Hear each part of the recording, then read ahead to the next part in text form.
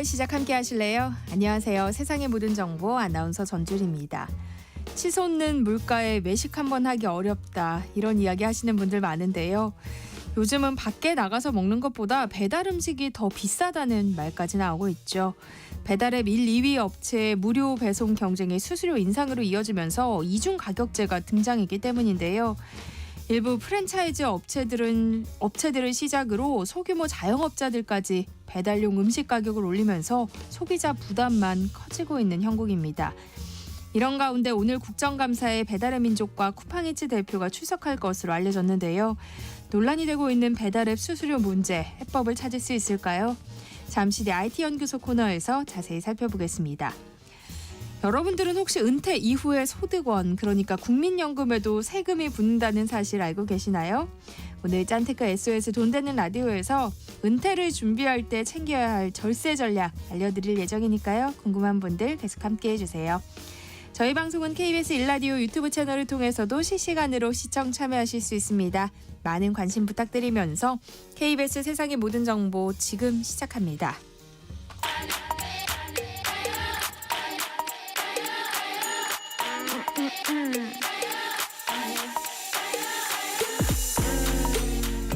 혹시 뉴스파 들으셨나요? 한낮에 전해진 소식들 꼼꼼히 정리해드리겠습니다. 오늘의 뉴스 조현정 시사평론가와 함께합니다.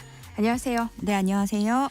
네, 국정감사 이틀째인 오늘 10개 상임위원회에서 감사가 진행된다고요. 네, 그렇습니다. 어제 국정감사 첫날은 김건희로 시작해서 김건희로 끝났다 이렇게 평을 내릴 수 있겠는데 오늘도 마찬가지가 될 거고 사실은 국감 끝나는 날까지 그렇게 될 것 같아요. 김건희 여사 논란 또 민주당 이재명 대표의 사법 리스크 이렇게가 핵이라고 할 수 있는데 물론 세부적인 하나하나씩은 다릅니다. 오늘도 10개 상임위가 국감에 나서게 되는데요. 먼저 법제사법위원회 보면 장시호 위증교사 사건이 도마 위에 오를 전망입니다. 그 최순실 씨가 개명을 한 거죠. 최서원 씨 조카 장시호 씨에게 검찰이 위증을 교사했다는 의혹과 관련해서 장시호 씨를 증인으로 채택을 한 거고요. 최태원 SK그룹 회장과 노소영 아트센터 나비관장 이혼 소송 과정에서 이때 노태우 비자금이라는 게 드러났는데 그 실체를 규명하기 위한 질의도 예상이 됩니다. 김건희 여사는 건강상 이유로 불출석 사유서를 또 냈고 그리고 노관장 남매 같은 경우에는 그 휴대전화 꺼두는 등 출석 요구를 고의로 회피하고 있다는 의혹도 받고 있고요. 정무위에서는 이제 국민권익위원회를 겨누게 됩니다. 권익위에서 김건희 여사 명품 가방 사건을 종결 처리한 것을 두고 집중 질의를 하는데 그 종결 처리를 주도했다고 알려진 정승윤 권익위 부위원장이 국감에 출석할 것으로 알려졌고요. 교육위 같은 경우에는 교육부, 국가교육위원회뿐만이 아니라 국사편찬위원회 등에 대해서도 감사를 이어갑니다. 특히나 이 교육부 국감에서는 김건희 여사 논문 표절, 위조 의혹을 거론할 것으로 보여지고 마지막으로 국방위 같은 경우에는 그 김용현 국방부 장관 상대로 해서 윤석열 정부 계엄령 준비설 진실 공방이 벌어질 것으로 보입니다. 사실 국정감사 첫날부터 상임위 곳곳에서 파행이 빚어졌잖아요. 여야가 거센 공방을 주고받았는데 쟁점이 됐던 사안들 좀 살펴볼까요? 네, 하나하나 정말 다 굵직한 이슈였는데요. 먼저 행정안전위원회 보면은 이날은 대통령의 그 한남동 관저 불법 증축 의혹이 화두가 됐어요. 이때 그 핵심 증인이 바로 그 인테리어 업체 대표입니다. 21g이라는 회사하고 거기 대표 2명을 불렀는데 나타나지 않았어요. 21g이라는 회사가 그 김건희 여사가 운영했던 전시기획사죠. 그 코바나 콘텐츠의 후원 업체였고 대통령 관저 공사를 수의계약으로 따낸 곳입니다. 그러니까 수의계약이라는 건 결국에는 뭐 입찰 경쟁 없이 사업을 그냥 가져갔다는 건데 출석을 안 해서 동행명령장을 야당 단독으로 의결을 했고요. 국민의힘 의원들은 반발하면서 회의장을 퇴장하기도 했습니다. 다음으로 문체위 보면 김건희 여사의 청와대 KTV 공연 황제 관람 의혹이 쟁점이 됐는데 이 KTV가 정책방송, 나라 정책을 알려주는 그런 방송국이죠. 그래서 KTV가 국악 공연을 했고 무관중이라고 했는데 김건희 여사가 일부 인사들과 자리에 앉아서 관람을 했다더라. 이거는 그러면 김건희 여사만을 위한 황제 관람이냐 이런 논란이 요즘에 계속 불거졌잖아요. 그래서 KTV 측이 주장을 하는 건 김건희 여사 원래 예정에 없었고 중간에 잠시 격려 차원에서 들른 것이다. 이렇게 얘기를 하고 있는 건데 이 얘기가 이번에 국감장에서 다시 끌어올려진 거죠. 야당은 문체부가 무관중이라고 허위 답변을 제출했다고 보고 있어요. 그래서 담당 실무자의 증인 채택을 요구했고 그랬더니 여당은 방어를 하고 있고요. 그리고 또 오히려 방어하면서 이제는 문재인 전 대통령 부인 김정숙 여사를 소환을 하는데 인도 방문이 황제 의전이었다 이렇게 받아쳤고요. 또 문다혜 씨, 문 전 대통령 딸 다혜 씨가 그 저서 문 전 대통령 저서 운명의 디자인 카피 작업을 할 때 받은 2억 5천만 원 관련 의혹을 여당은 집중적으로 문제 삼았습니다. 그 다음으로 이제 법사위 가보면 여기서는 이재명 대표 재판과 윤 대통령 부부의 공천 개입 의혹을 두고 부딪혔어요. 국민의힘에서는 이재명 대표가 재판을 고의로 지연시키고 있다고 보고 있거든요. 또 대북송금 사건 재판에 대해서 이거 병합 신청 낸 걸 두고도 목소리를 높였고요. 그러자 민주당은 검찰 수사가 공정하지 않다라고 방어를 했습니다. 윤 대통령 내외를 겨냥하면서 반격을 했어요. 지난 대선 때 윤석열 후보가 당시 검찰청 출입 기자였던 그 김만배와 친분이 없다고 얘기를 했고 친분이 있다는 정황이 충분히 있었는데 불기소 처분을 받았다. 이 부분을 지적하면서 이재명 대표는 주변 인물까지도 탈탈 털고 수사하면서 이거는 대통령에겐 다른 검찰의 이중잣대다 이렇게 주장을 민주당은 펼쳤고요. 그 외에도 서울 양평고속도로 종점 변경에 대한 의혹 또 한동훈 국민의힘 대표에 대해서 공격사주 의혹이 있었던 거 이재명 대표 부인인 김혜경 여사의 법인카드 유용 의혹 등이 도마 위에 올랐습니다. 네, 국토교통부를 상대로 한 국토교통위 국감에서는 장관의 관용차가 중고거래 사이트 목록에 올라가서 논란이 일기도 했다고요. 네, 이게 국토위가 국토교통부 등 상대로 연 국정감사였고 더불어민주당의 윤종근 의원이 이제 설명 질의를 하면서 스크린에 화면 하나를 띄웠어요. 장관 차량 번호가 이렇게 시작하는 거 맞죠? 당근마켓에 5천만 원에 판다고 나와 있습니다. 하고 그 매물 사진을 올렸습니다. 그리고 뒤에 덧붙이는 말은 내가 올렸습니다. 그러니까 그 판매글을 올린 사람이 의원 본인이라는 거죠. 그래서 박상우 국토부 장관 관용차인데 허락 없이 중고거래 사이트에 매물로 올렸다라는 논란이 일고 있는 거예요. 윤종근 의원이 왜 이렇게 했냐면 그러니까 지금 그 중고차 허위 매물이 온라인 직거래 마켓 등에서 거래되는 문제를 지적하고자 그거를 이제 감사장에 올리고 싶었던 거예요. 왜냐하면 최근에 이 당근마켓에서 중고차뿐만이 아니라 부동산까지 집도 거래를 하거든요. 이렇게 고가 거래를 하는데 허위 매물 있고 또 계약금 받고 잠수하는 그런 문제가 수면 위로 오르던 때였어요. 그래서 이걸 거론하려고 갖고 온 건데 윤종근 의원도 자동차는 소유자 이름하고 차량 번호만 알면 뭐 본인 확인 그런 거 필요 없이 매물 등록이 가능하다. 이 부분을 짚어냈습니다. 그런데 이제 난데없이 허락 없이 허위 매물을 올렸다라는 논란으로 이어진 거예요. 박상우 장관은 저한테 양해받고 한 것이냐 이렇게 항의를 했고 국토위 여당 간사들은 당근마켓에 본인 동의 없이 올리는 건 정보통신망법 위반이다 이렇게 지적을 했어요. 그러자 윤종근 의원은 다시 반박을 하면서 장관 차량 번호와 이름이 국가의 보안이냐 정책 질의를 위한 정당한 행동이었다 이렇게 맞섰고요. 그 여야 의원들 간의 고성까지 이어갔습니다. 여당 의원들은 이게 생중계되는 국감에서 의원이 허위 매물 올린 대놓고 불법을 저지른 것이다 이렇게 반발을 하고 있어요. 서로 이제 굉장히 상충을 하고 있는데 여기서 한 가지 묻고 싶은 거는 이렇게 다른 얘기로 싸우고 있을 때 그렇다면 본질은 무엇인가 이게 중고차 허위 매물로 인해서 이제 사기 피해를 당하고 있지 않느냐 이 걸러낼 수 있는 장치가 없다라는 걸 얘기하고 싶었던 건데 그에 대해서는 이제 박상우 장관은 우리가 관여할 일이 아니었기 때문에 자료가 없는 것이다. 이 정도로 대답을 했고요. 일단 이 허위 매물을 올린 걸로 여당은 문제를 삼고 있기 때문에 법적 조치를 검토하겠다는 입장입니다. 근데 어제 국감장에는 이 뭐 실제 당근은 아니었지만 당근 마켓에 그 당근뿐만이 아니라 배추값이 많이 올라서 배추가 실제로 등장을 했고요. 자신의 얼굴을 합성한 딥페이크도 등장을 해서 눈길을 끌었습니다. 네, 외교부 국정감사에서는 상급 기밀 문서를 공개했다며 논란이 일기도 했는데요. 부산 엑스포 유치 과정에서 2차 투표까지도 득표 판세를 제대로 파악하지 못한 사실이 문서로 드러났다고요. 네, 이게 외교부가 유치 결정되기 일주일 전에 작성한 문서예요. 그러면 결정 일주일 전이면은 발표가 코앞이에요. 근데 이때까지도 우리 외교부는 부산이 유치에 성공할 것이라고 굉장히 장밋빛 예측만 담아놨던 것으로 드러난 겁니다. 김준영 조국혁신당 의원이 공개한 외교부 문서인데요.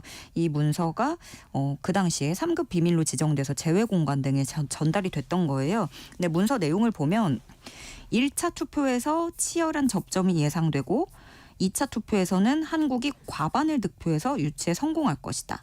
사우디 측의 주장처럼 사우디가 120표 이상 확보하는 건 절대 불가능할 것이다. 이런 관측들이 들어있어요. 근데 결과는 아시잖아요. 우리가 지기도 했지만 굉장히 적은 표를 얻었어요. 네. 그래서 야당 의원들은 외교부가 29표라는 이런 처참한 성적까지는 아니더라도 질 거라는 예상 정도는 할 거라고 생각을 했는데 공문을 보니 충격적이다. 이 정도로 판세를 잘못 분석한 책임에서 외교부도 자유롭지 않다. 이런 지적을 했고요.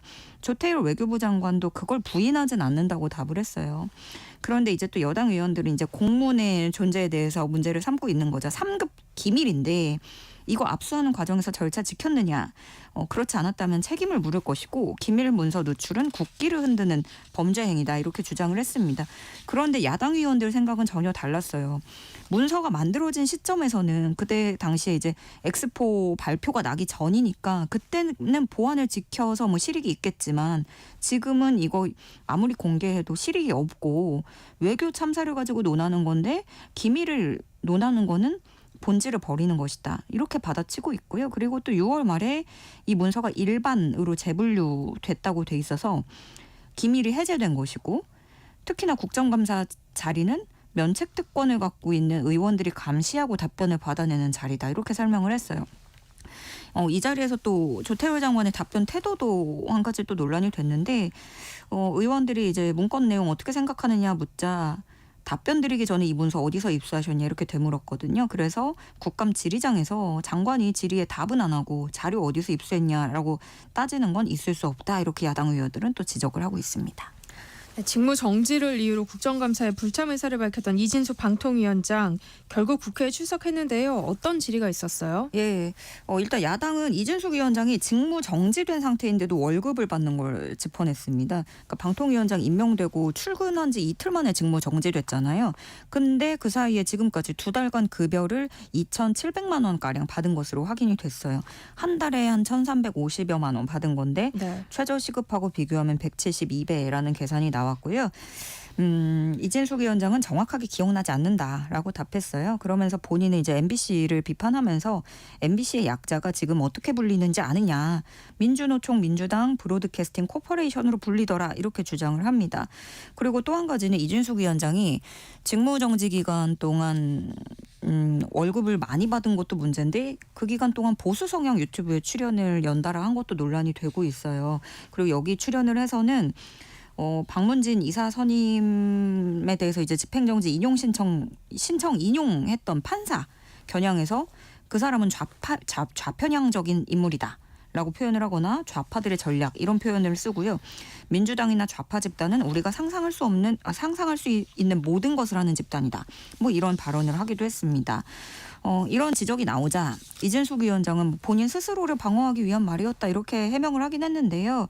이진숙 위원장이 직무정지 기간 동안 유튜브 출연한 걸 두고는 여당 의원들마저도 지금 탄핵 중인데 시기가 시기인 만큼 좀 자제를 해야 되지 않겠느냐 이렇게 주의를 주기도 했습니다. 네, 민주당이 김건희 여사 의혹을 수사할 상설특검을 도입하겠다며 국회 규칙 개정안을 발의했는데요.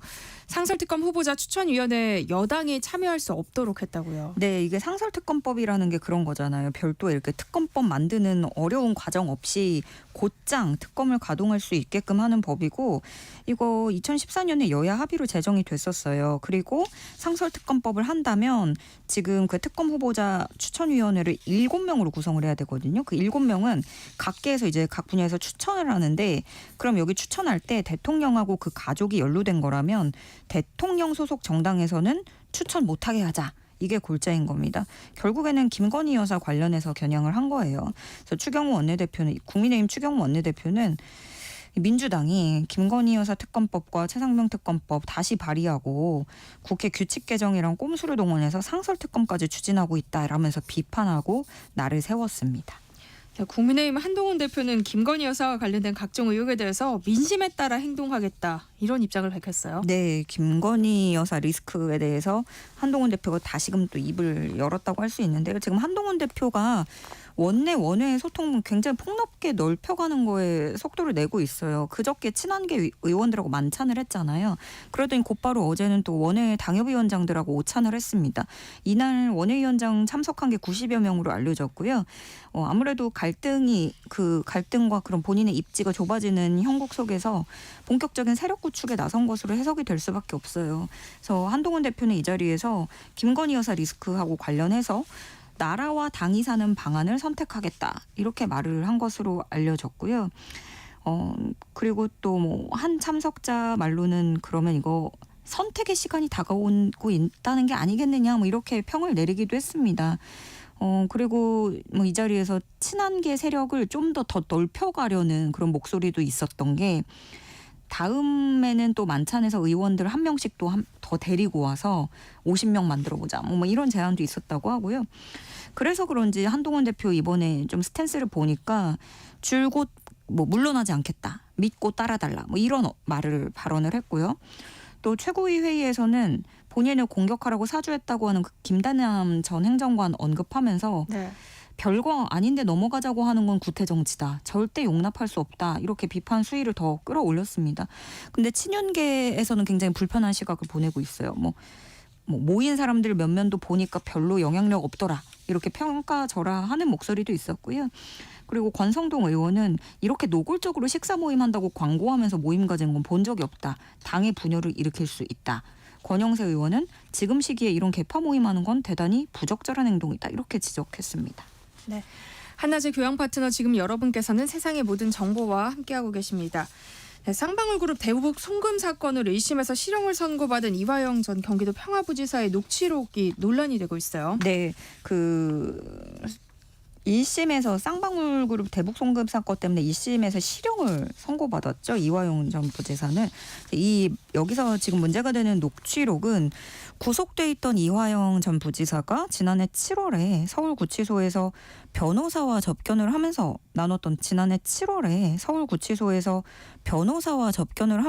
나눴던 대화입니다. 녹취록에서 이화영 전 부지사가 변호사한테 말을 하는데 이재명 지사 재판을 도와줬다는 걸 폭로하려고 하더라. 그사 김성태가 광장에 돈을 댔다. 이재명 대표 지원을 조직하는 지원하는 조직 광장에 돈을 댔다고 주장하고 있다라고 좀 두려워하면서 얘기를 해요. 그러니까 변호사가 이거 이미 다 나온 얘기 아니냐 이렇게 말을 하니까 이화영 전 부지사는 다시 변호사님 생각하고는 좀 달라요. 제가 내용을 압니다. 사실은 굉장히 두렵다. 이런 식으로 김성태 전 회장의 폭로를 우려하는 내용이 담겨 있습니다. 그러면은 만약 이런 발언이 사실이라면 이재명 대표가 쌍방울하고 인연이 전혀 없다라고 얘기한 것과는 배치된 자료가 나왔다라는 건데 그래서 검찰이 또 수사 다시 해야 되는 거 아니냐 이런 주장도 나오고 있거든요. 그런데 이제 당사자인 이화영 전 부지사는 강하게 반발을 하고 있는 게 김성태 전 회장이 그런 식으로 거짓 폭로를 할까 봐 두렵다라는 얘기였는데 전체 맥락하고는 정반대로 녹취를 짜깁기 해서 듣고 싶은 부분만 오려냈다 이렇게 주장을 하고 있고요. 민주당은 또 녹취 파일은 변호사가 법원에 제출을 한 건데 이걸 공개한 국민의힘 주진우 의원과 검찰의 유착이 아니겠느냐 이렇게 주장하고 있습니다. 네, 오늘의 뉴스 조현정 시사평론가와 함께했습니다. 고맙습니다. 고맙습니다. KBS 1라디오 세상의 모든 정보 함께하고 계신 지금 시각은 12시 39분입니다. 이 시각 교통정보 알아봅니다. 이 시각 교통정보입니다. 점심시간이 되면서 교통량은 줄어들고 있습니다. 문제는 돌발 상황입니다. 사고 구간 먼저 볼게요. 서해안고속도로 목포 쪽으로 서평택 부근입니다. 3, 4, 5차로에서 사고 처리하고 있습니다. 서평택 분기점부터 정체가 심한 이유입니다. 작업 여파를 받는 곳들도 있는데요. 영동고속도로 강릉 쪽으로 안산에서 안산 분기점 쪽으로 지체되고 있습니다. 둔대 분기점에서 부곡 쪽으로 밀려가고 있습니다. 강천 터널 부근의 정체도 작업 때문입니다. 중부내륙고속도로 양평 쪽 고령 2터널 부근에서 작업 정체가 이어지고 있고요. 괴산 부근 창원 쪽의 정체도 작업 때문입니다. KBS 교통정보센터에서 이현입니다.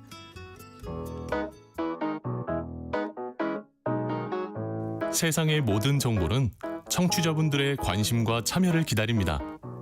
방송 들으시면서 궁금한 점이 있거나 의견 공유하고 싶은 분들 계시면 문자 보내주세요. 추첨을 통해 모바일 쿠폰 보내드리겠습니다. 참여하실 번호는 샵 9730이고요. 짧은 문자 50원, 긴 문자 100원의 이용료가 부과됩니다. 콩 게시판을 통해서는 무료로 참여하실 수 있고요. KBS 1라디오 유튜브 채널을 통해서도 실시간으로 시청 참여하실 수 있습니다.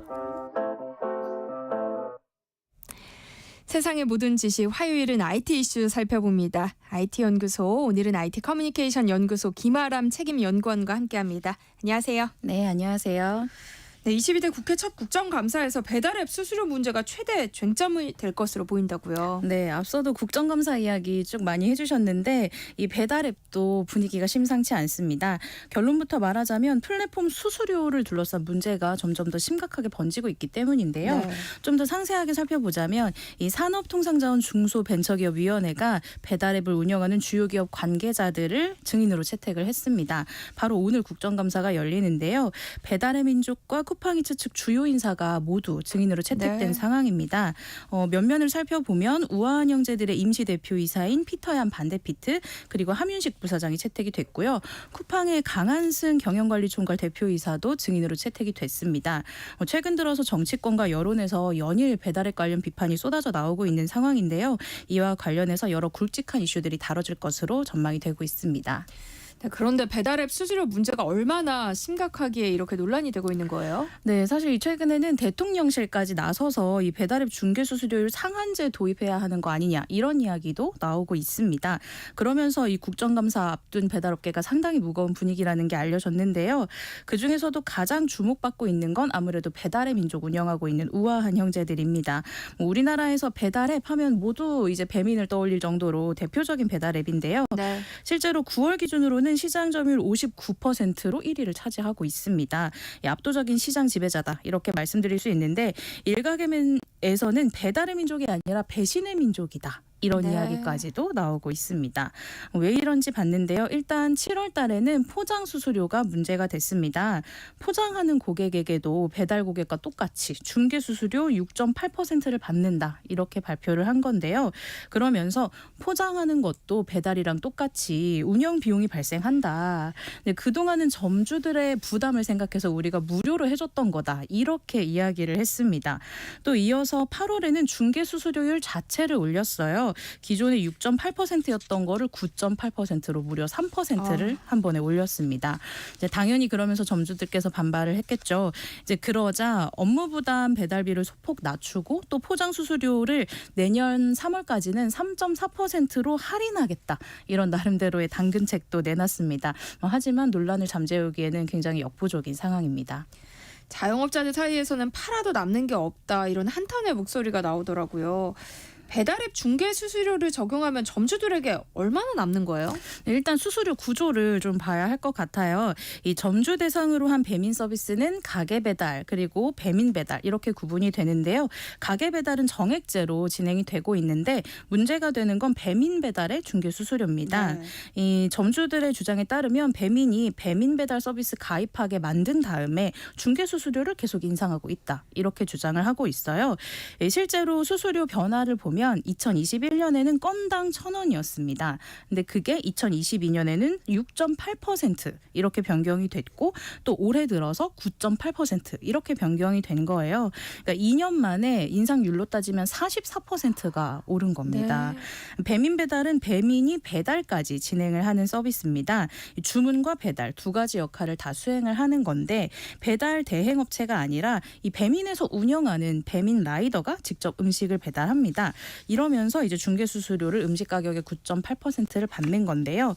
이 단순히 중개 수수료만 있으면 괜찮지만 문제는 다른 부가 비용이 좀 만만치가 않다는 겁니다. 뭐 예를 들어서 배달비도 있고 카드 결제 수수료, 포장비, 고객 할인 비용도 있고 또 광고비도 거의 울며 겨자 먹기로 할 수밖에 없다. 이런 네. 이야기를 하시거든요. 그래서 주문 금액 한 25,000원을 가정을 해서 계산을 해보면 이런 거 저런 거 다 떼고 남는 돈이 13,675원이래요. 그러니까 음식값의 절반 정도밖에 점주들이 받을 수가 없는 겁니다. 사정이 이렇다 보니까 팔아도 남는 게 없다는 말을 넘어서 팔수록 손해다. 이런 말까지도 나오고 있습니다. 점주 입장에서 보면 배달 앱을 안 쓸 수도 없고요. 그렇다고 또 계속 쓰자니 수수료가 부담스러울 것 같아요. 그래서겠죠. 배달 앱 주문 금액을 더 비싸게 책정하는 움직임이 나타나고 있다고요. 네, 최근 들어서 크게 이슈가 된 게 대표적으로 가성비로 유명한 한솥 도시락입니다. 도시락 프랜차이즈인데 이번 달인 10월부터 이 배달의 민족 쿠팡이츠 요기요에서 파는 거는 판매가를 별도로 운영한다. 이렇게 발표를 했습니다. 공지를 살펴보면 최근 상기 새 배달 플랫폼이 무료 배달 서비스에 따른 각종 비용을 지속해서 인상하고 있다. 이렇게 이야기를 하면서 그 모든 비용을 가맹점에 부담시켜서 매달 배달 매출의 30%를 플랫폼에 지불해야 하게 되었다. 네. 그래서 수익이 남지 않는 상황이라고 입장을 굉장히 직접적으로 표명을 했습니다. 이 한솥은 기존 가격과 새 플랫폼의 가격이 어떻게 다른지는 밝히지 않았는데요. 비교를 해보면 한 일부 메뉴의 가격이 800원 정도 더 비싸게 판매되고 있는 걸로 밝혀졌습니다. 이 누리꾼들 사이에서는 갑론을박이 있는데 네. 뭐 배달을 감안하더라도 좀 비싸다 이런 의견이 있는 반면에 나는 이해가 된다 이런 목소리도 나오고 있는 상황입니다. 근데 문제는 한솥 도시락뿐만 아니라 이미 맥도날드나 롯데리아 이런 유명 햄버거 프랜차이즈 또 메가 MGC 커피나 컴포즈 같은 커피 체인점도 이중 가격제를 도입을 했다는 겁니다. 그러면서 좀 도미노 인상이 이어지는 게 아닌가 하는 우려의 목소리가 나오고 있습니다. 그렇네요. 근데 요즘 뭐 월급 빼고 다 오른다는 말이 있긴 하지만 배달앱 수수료가 물가보다 더 빠르게 오르고 있다는 느낌은 들거든요. 배달앱 수수료 왜 이렇게 자꾸 인상되는 거예요? 일단 표면적인 이유는 경쟁 심화입니다. 이 배달의 민족 외에도 쿠팡이츠, 요기요 이런 후발 주자들이 등장했는데 여기에 불을 지핀 게 무료 배달입니다. 지난 3월 달에 배달업계의 성장이 좀 주춤한 상황에서 쿠팡이츠가 무제한 무료 배달 서비스를 시작을 했어요. 이 쿠팡 와우 회원이 1,400만 명 정도 되는데 그분들 대상으로 모두 무료 배달을 이용할 수 있게 한 겁니다. 그 덕분에 쿠팡이츠가 요기요를 제치고 2위가 됐거든요. 이 상황에서 배민도 지난 5월에 배민클럽이라는 걸 출시를 했습니다. 근데 배민에 따르면 이렇게 출혈 경쟁이 지속되다 보니까 심각한 위기감을 느꼈고 이 배민클럽도 월 이용료로 바꾸고 수수료도 올릴 수밖에 없었다. 이렇게 주장을 하고 있습니다. 그러니까 업체들의 치열한 경쟁이 소비자들에게 득이 되는 게 아니라 좀 비용 전가로 이어지고 있다는 생각이 드네요. 네, 실제로 이 배달앱 업체들 경쟁 때문에 소비자만 비용을 더 내게 됐다. 이런 지적도 나오고 있습니다. 그러니까 배달 플랫폼들은 소비자들이 부담하던 배달비를 입점 업체에 떠넘겼는데 또 이 입점 업체들은 다시 이중 가격제를 통해서 소비자들의 부담 비용을 높이는 악순환이 이어지고 있는 건데요. 뭐 예를 들면은 유료 멤버십에 가입해야만 이런 무료 배달 혜택을 받을 수가 있는데 가입하지 않은 소비자들은 올라있는 가격 그대로 이제 지불을 해야 하니까 좀 이중으로 부담하게 되는 상황이 아니냐 이런 말이 나오고 있는 거죠. 네. 이런 가운데 배달의 민족의 모기업인 이 딜리버리 히어로와의 관계도 도마 위에 올랐다는데요. 이건 또 무슨 얘기인가요? 네, 쉽게 말해서 배민이 돈을 벌어서 모기업에 갖다 주는 게 아니냐 이런 지적입니다. 이 배달의 민족은 우리나라에서 만든 서비스이긴 하지만 지난 2019년에 독일의 딜리버리 히어로에게 인수가 됐습니다. 네. 당시 무려 4조 7,500억 원의 인수 금액이 이르는 걸로 밝혀져가지고 굉장히 뭐 성공적인 엑시트라는 이야기도 있기는 했어요. 네. 이 딜리버리 히어로가 전 세계 70여 개 국가에서 배달 서비스 운영하는 곳이고 2022년 기준으로는 14개 정도 브랜드를 운영하고 있는데요. 근데 지금은 이 딜리버리 히어로를 바라보는 시각이 조금 차가워졌습니다. 이 배민이 지난해에 7천억 원 가깝게 영업이익을 냈어요. 2년 연속으로 대규모 흑자를 냈는데 네. 올해 모기업이 받아간 배당금이 4천억 원이 넘습니다. 그런데다 지금 이 딜리버리 히어로가 유럽연합에서 반독점법 위반 혐의가 있어서 6천억 원에 달하는 과징금을 내야 할 상황에 지금 처해 있거든요. 그러면서 더 큰 금액을 배민을 통해서 회수하려다 보니까 이런 무리수가 나오는 게 아니냐 네. 이런 이야기들이 나옵니다. 왜냐하면 이 딜리버리 히어로가 유일하게 흑자를 내는 게 배민이거든요. 그 돈이 나오는 데가 배민뿐이다 보니까 좀 최대한 수익을 뽑아내려고 한다. 이런 이야기가 심심찮게 나오고 있습니다. 논란이 거세지자 배달의 민족은 차등 수수료를 검토하겠다는 입장을 밝혔는데요. 이거는 어떻게 하겠다는 거예요? 결론부터 말하면 이 가게 매출 규모에 따라서 중개 수수료를 차등적으로 적용하겠다라는 겁니다. 아직 확정된 건 아니고 현재 검토 중이다 이런 소식이 알려졌는데요. 예를 들어서 업체 중에서 매출액 상위 40% 이상인 곳에는 기존과 동일하게 9.8%의 수수료를 적용을 하고 뭐 매출액 40에서 60% 구간이면 6%, 뭐 60에서 80%면 5% 이렇게 적게 점점 받겠다라는 겁니다. 그러면서 이 현행 업계 최저 수준 거의 2%까지 낮춰지는 업체들도 있다. 영세한 업체들은 그럴 것이다 라고 주장을 했는데 영세 자영업자분들은 이 제도를 좀 환영을 하고 있어요. 근데 상대적으로 매출액이 좀 큰 프랜차이즈 업계들은 수수료율 차등이 아니라 그냥 상한선 자체를 낮춰야 한다. 이렇게 반발하고 있는 상황입니다. 이 차등 수수료안의 관건을 보면 수수료 상한 그리고 차등 구간 이렇게 말씀드릴 수가 있는데 뭐 업계에서는 차등 수수료를 적용하더라도 결국 효과를 보는 점주가 적다면 입점업체가 이런 상생안을 거부할 수도 있다. 이러한 전망이 나오고 있습니다. 근데 바로 오늘 이 배달앱과 입점업체 상생협의체가 있을 예정인데요. 과연 이 차등 수수료가 수용될 수 있을지 주목을 해보는 것도 좋을 것 같습니다. 앞서 배달의 민족이 수수료를 인상하는 데에는 경쟁사 그러니까 쿠팡이츠의 무료 배달 런칭에 상당한 영향을 줬다는 이야기를 했는데요. 이번 국정감사에는 쿠팡 대표도 증인으로 채택이 됐죠. 쿠팡의 경우 뭐 배달 수수료 이외에도 여러 가지 문제가 좀 제기된 상황이라고요? 네, 맞습니다. 이 쿠팡이츠도 배달 수수료 문제가 있어서 강한승 쿠팡 대표가 증인으로 채택이 된 상황인데요. 이뿐만 아니라 쿠팡이라는 플랫폼 자체의 논란도 산적해 있는 상황입니다. 그러면서 강한승 대표를 비롯해서 주요 계열사 대표들이 6개의 상임위 단상에 설 예정입니다. 좀 살펴보면 알고리즘 조작으로 자체 브랜드 상품을 검색 상단에 노출하는 등 자사 제품의 노출을 우대했다는 혐의를 받고 있습니다. 그러니까 쉽게 말해서 자체 브랜드 상품을 다른 상품보다 더 많이 잘 노출되게 만들고 또 임직원이 구매 후기를 작성하고 별점을 높게 주는 식으로 허위 리뷰를 작성을 했다는 겁니다. 그러면서 소비자들이 쿠팡의 자체 브랜드 상품이 더 좋다 이렇게 오해하게 만들었다는 이유로 공정위가 쿠팡에 1,600억 원의 과징금을 부과했거든요. 그래서 이 내용에 대해서 좀 상세한 질의가 이루어질 것 같고요. 또 이 쿠팡 풀필먼트 서비스하고 쿠팡 로지스틱스 서비스는 택배 노동자 과로사 요것 때문에 답변을 해야 합니다. 이 지난 5월에 경기도 남양주에서 심야에 로켓 배송을 하던 40대 기사가 숨진 사고가 있었는데요. 네. 또 최근에 시흥, 제주 이런 곳에서도 노동자 사망이 잇따르고 있어서 택배 노조 측에서 과로사를 주장하면서 국회 청문회를 통해 진상규명해달라 이렇게 요구를 하고 있는 상황입니다.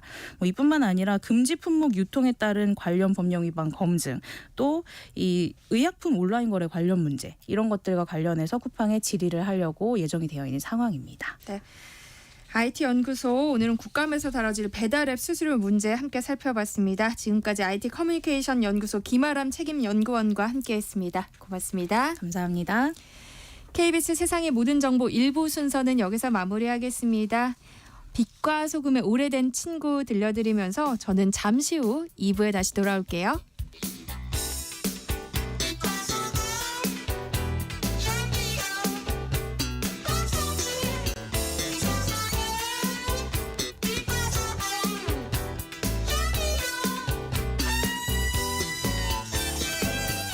무스타파 우리는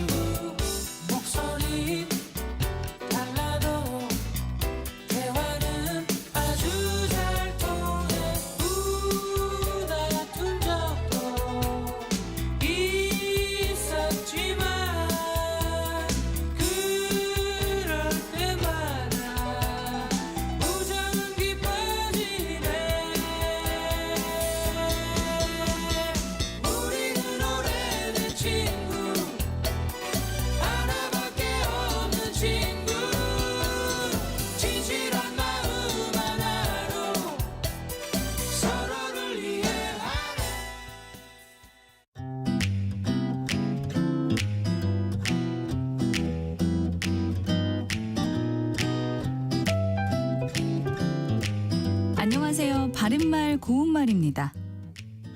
보통 귀에 거슬리거나 시끄러운 소리를 소음이라고 합니다.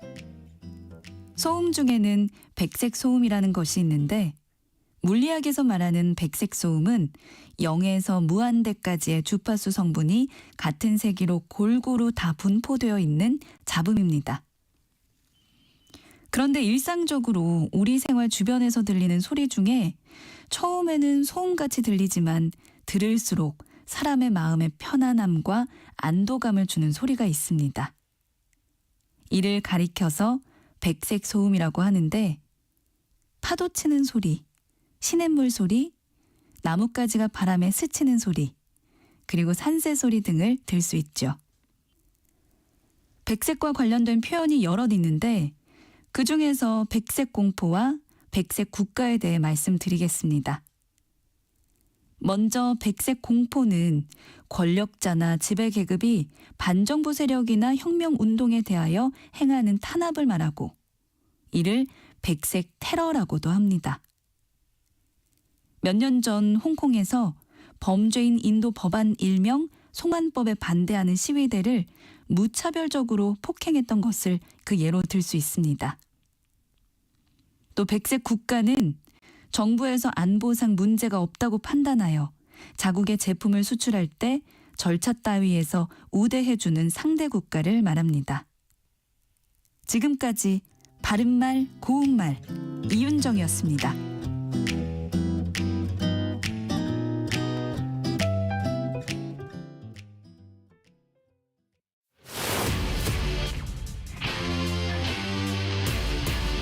토론에 정답은 없습니다. 토론이 세상을 바꿀 수도 없습니다. 하지만 질문은 새로운 세상을 만들 수 있습니다. 질문으로 올바른 세상을 만드는 첫걸음. 평일 저녁 7시 20분 KBS 열린 토론.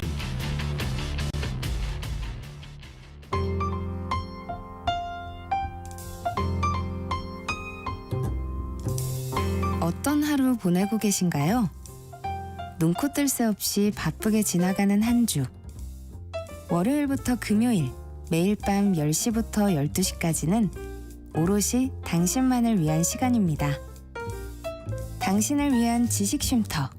오늘 밤 일라디오.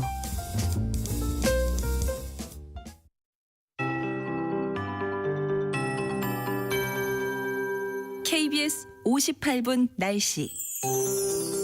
절기 할로윈 오늘 예년 이맘때 기온에 보이며 일교차가 크게 벌어지겠습니다. 쌀쌀했던 아침과는 달리 한낮에는 서울, 대전, 제주 24도, 대구와 광주 23도, 부산 25도 등으로 어제보다 1도에서 5도 정도 높아 선선하거나 따뜻하겠는데요. 하지만 해가 지면 빠르게 기온이 떨어지면서 일교차가 15도 안팎으로 무척 크게 벌어지겠습니다. 건강관리에 더욱 신경을 쓰시기 바랍니다. 오늘 서쪽 지역은 대체로 맑겠지만 동쪽 지역은 동풍의 영향으로 구름이 많이 껴 곳곳이 흐리겠고 동해안과 제주도를 중심으로 비가 가끔 내리겠습니다. 예상 강수량은 강원도 해안과 산지가 5에서 40mm, 경상도 해안과 제주도는 5에서 10mm 정도가 되겠고요. 그 밖에 동쪽 지역에도 오후에 약한 비가 오락가락하거나 빗방울이 떨어지는 곳이 있겠습니다. 한편 대기가 정체되면서 오늘 일부 지역의 공기가 탁하겠습니다. 지금 인천과 충청, 전북과 대구의 초미세먼지 농도가 나쁨으로 나타나고 있습니다. 한글날인 내일은 내륙 지역은 대체로 맑겠지만 제주도에는 비가 가끔 내리겠고요. 동해안에는 빗방울이 떨어지는 곳이 있겠습니다. 현재 서울의 기온은 21.8도입니다. 송소진입니다.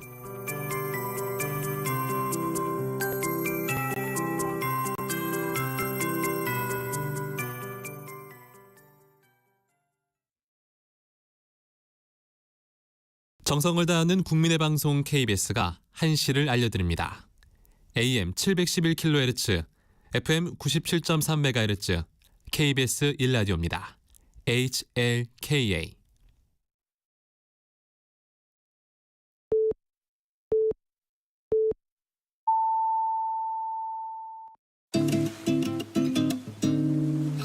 나른한 오후를 책임질 영양만점 지식 비타민.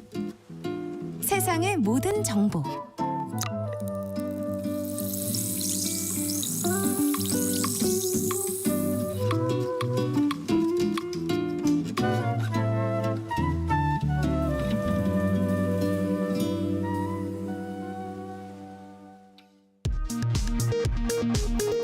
이 시각 라디오 정보센터 뉴스입니다. 더불어민주당은 김건희 여사를 겨냥해 대통령이 거부권을 행사할 수 없는 상설특검을 도입하겠다며 국회 규칙 개정안을 발의했습니다. 국민의힘은 헌법 취지를 위배하는 독재적 발상이라며 반발했습니다. 2019년 이른바 라임 사태의 핵심 인물로부터 술접대를 받은 전현직 검사들에게 무죄를 선고한 원심 판결이 대법원에서 유죄 취지로 파기환송됐습니다. 삼성전자가 올해 3분기 시장 전망을 밑도는 9조 1천억 원의 영업이익을 낸 가운데 실적 부진에 대해 경영진이 사과문을 발표했습니다. 국가인권위원회는 고등학교에서 휴대전화를 일괄 수거하는 것이 인권 침해가 아니라는 결정을 내렸습니다. 지금까지 라디오 정보센터 뉴스 정한나였습니다.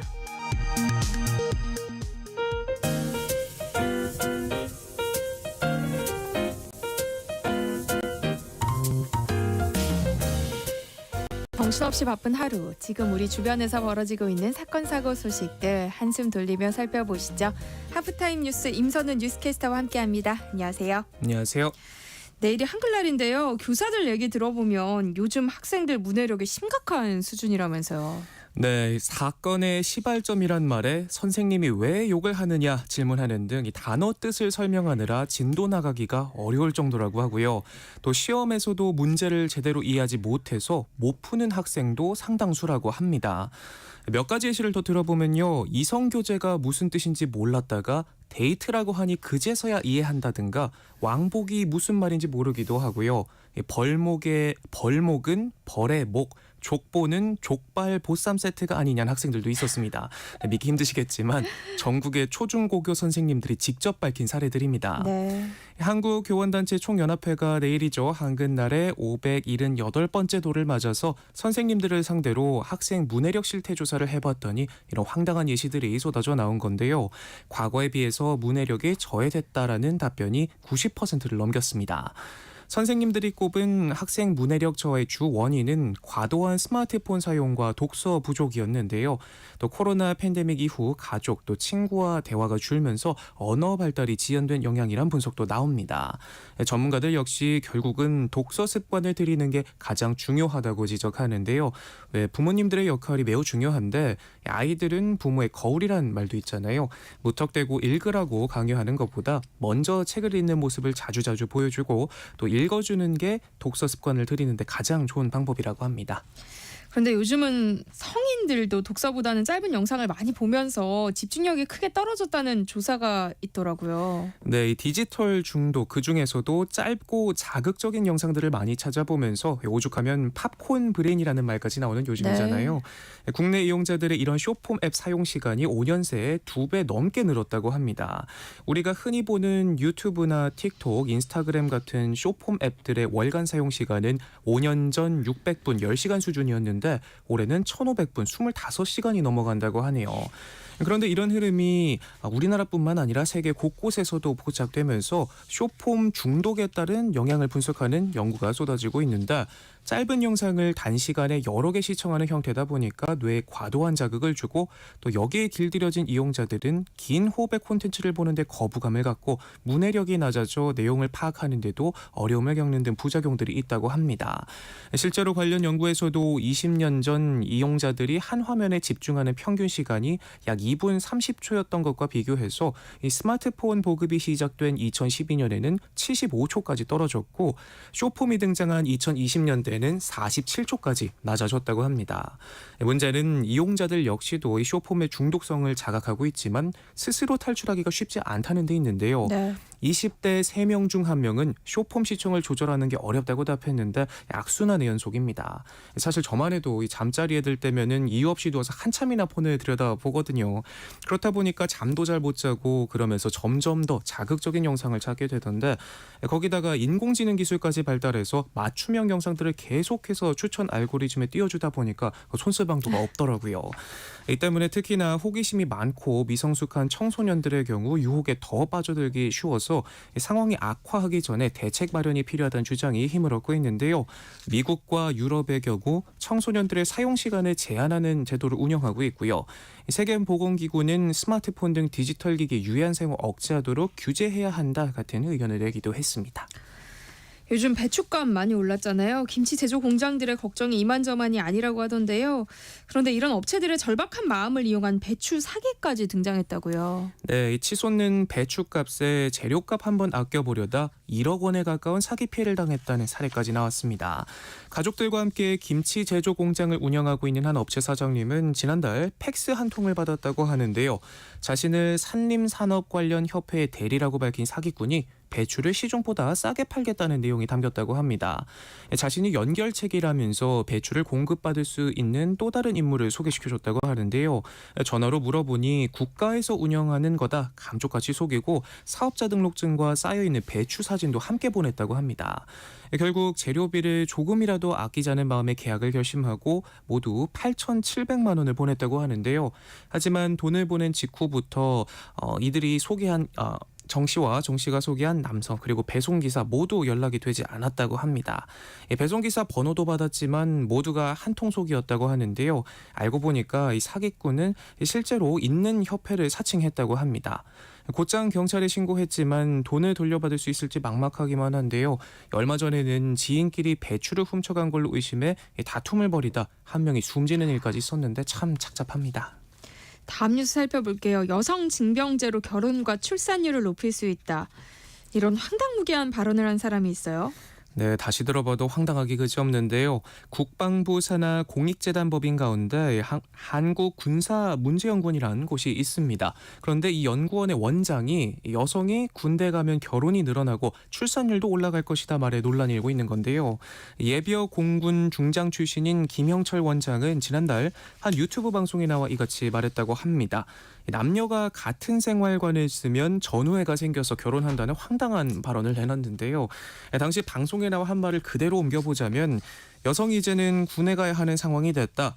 그러면 생활관에서 남녀가 같이 물론 방은 따로 쓰겠지만 대학교 기숙사처럼 같이 있을 것 아니냐. 그러면 자연스럽게 거기서 커플이 생기고 일생을 같이 할 수 있는 전우애가 생겨 오히려 결혼도 많아지고 또 그다음에 아기도 많이 낳지 않을까. 요즘은 템플스테이에서도 커플이 생긴다더라. 또 유사시에는 전투력으로 활용되지 않겠느냐 말했다고 합니다.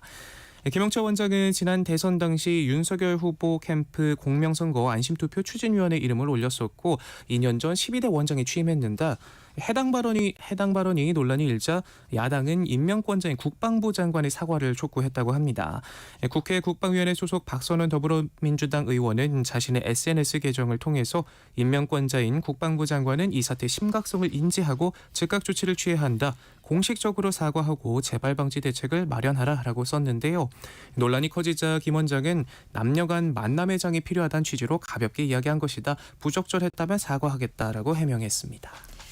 대전의 명물이죠. 성심당이 임산부를 대상으로 할인 혜택을 제공하고 대기 없이 입장이 가능한 프리패스 제도를 운영하겠다고 밝혔는데요. 근데 이 사실 알려지면서 누리꾼들 사이에서 갑론을박이 오가고 있어요. 네, 가본 분들은 아시겠지만 빵지 순례길 대표 코스답게 늘 기다란 줄이 늘어서 있는데요.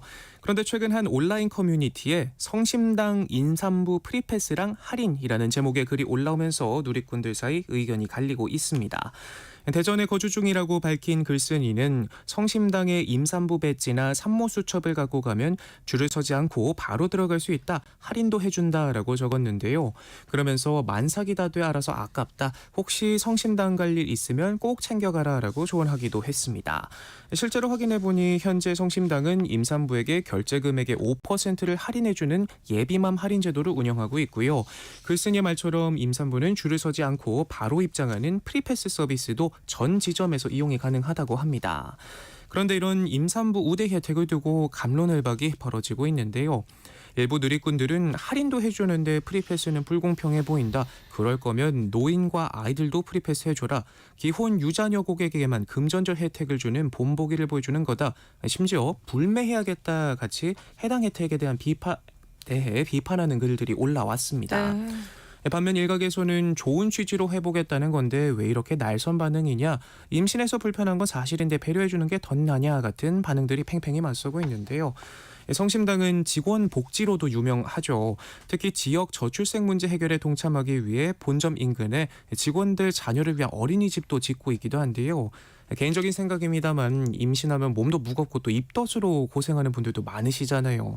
그런데 이렇게 직접 매장을 찾을 정도면 뱃속아이가 얼마나 먹고 싶었을까 하는 생각도 드는데, 아이는 온 마을이 함께 키운다는 말도 있습니다. 안 그래도 팍팍한 요즘인데 서로를 위한 작은 배려가 결국은 돌고 돌아서 나에게도 닿지 않을까 하는 생각이 드네요. 취지는 정말 좋은 것 같아요. 그런데 이런 걸 악용하는 언제나 얌체 같은 사람들이 문제죠. 그렇습니다. 어딜 가나 이런 얌체들, 꼼수는 꼭 등장하는 것 같습니다. 임산부 배지는 공공장소에 가거나 지하철 등 대중교통을 이용할 때 배려받을 수 있도록 임산부 먼저라는 문구와 함께 가방고리 형태로 제작됐는데, 임신 시기 등이 적혀 있지 않아서 혜택 등을 받기 위해서 중고 거래를 하는 사례도 많다고 합니다. 결국 임산부인 척 배지를 달고 성심당에서 빵을 샀다는 사례까지 등장하자 성심당 측은 배지 대신 날짜와 임신 주수 등이 적힌 임산부 수첩을 확인한다고 하네요. 임산부 배지 악용 소식에 누리꾼들은 부끄러움을 모르나 임산부 배지도 반납하게 해야 한다. 호의를 저렇게 이용하다니 어떻게 저런 거짓말을 하는지, 저런 사람들 때문에 혜택이 사라진다 등 비판의 목소리를 쏟아냈는데요. 어딜 가나 선의가 나오면 악용할 생각부터 하는 이런 얌체들 참 문제입니다. 네. 요즘 SNS에선 스웨덴 젤리, 두바이 초콜릿 같이 국내 정식으로 수입되지 않는 해외 간식들이 인기를 끌고 있는데요. 해외 판매자로부터 직접 제품을 받는 해외 직구 제품은 이 정식 수입이 아닌 탓에 여러 가지 문제들이 있다면서요. 네, 요즘 아이들 사이 인기라는 스웨덴 젤리는 이 마시멜로와 껌이 섞인 식감이라면서 유튜브와 틱톡 등을 통해서 유명해졌는데, 실제로 해당 제품을 구매 후기를 남긴 한 유튜브 영상 조회수는 150만 회 육박할 정도고요. 말씀하신 두바이 초콜릿 후기 영상들도 조회수 100만 회를 쉽게 넘기면서 관심을 끌고 있습니다. 가격도 국내에서 구할 수 있는 비슷한 제품보다 많게는 30배 넘게 비싸지만 돈을 떠나서 어떤 성분이 들어있는지조차 알 수 없어 안전성을 담보할 수 없다는 지적이 나오고 있습니다.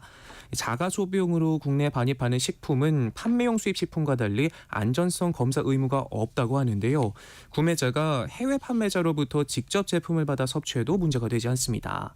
상황이 이렇다 보니 식약처의 검사에선 적지 않은 불량식품이 적발되고 있는데요. 최근 5년간 국내에 들어온 해외 직구 식품 10개 중 1개꼴로 위해 물질이 검출된 것으로 나타났습니다. 네. 해외 직구 간식들이 인기를 끌면서 아예 원재료를 직구로 들여와 간식을 직접 만들어 파는 사례까지 등장할 정도인데요. 중고거래 플랫폼에는 오리지널 카다이프를 사용해 만든 두바이 초콜릿을 판다는 글들 쉽게 찾아볼 수 있습니다.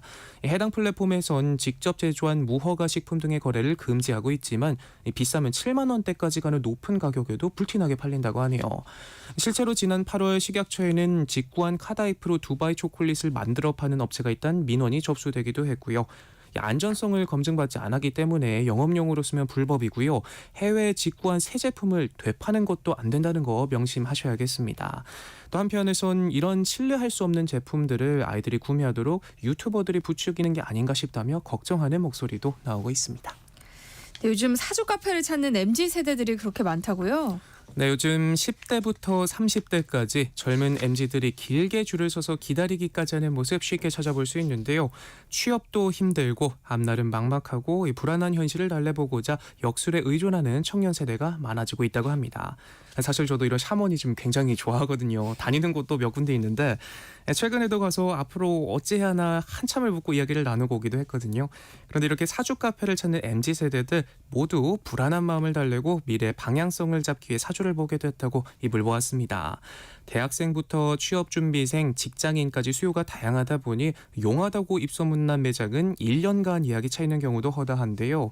30년째 사주집을 운영한다는 한 역술가는 최근 몇 년간 20대 중후반 여성들이 가장 많이 왔고 보통 10대 후반부터 30대까지 젊은 손님들이 끊이질 않는다면서 대부분 객지 생활을 하는 경우가 많다 보니 취업이나 이사, 이직 같이 자신의 환경을 바꾸려 할 때 불안한 마음을 해소하려고 하는 것 같다라고 이유를 설명했습니다.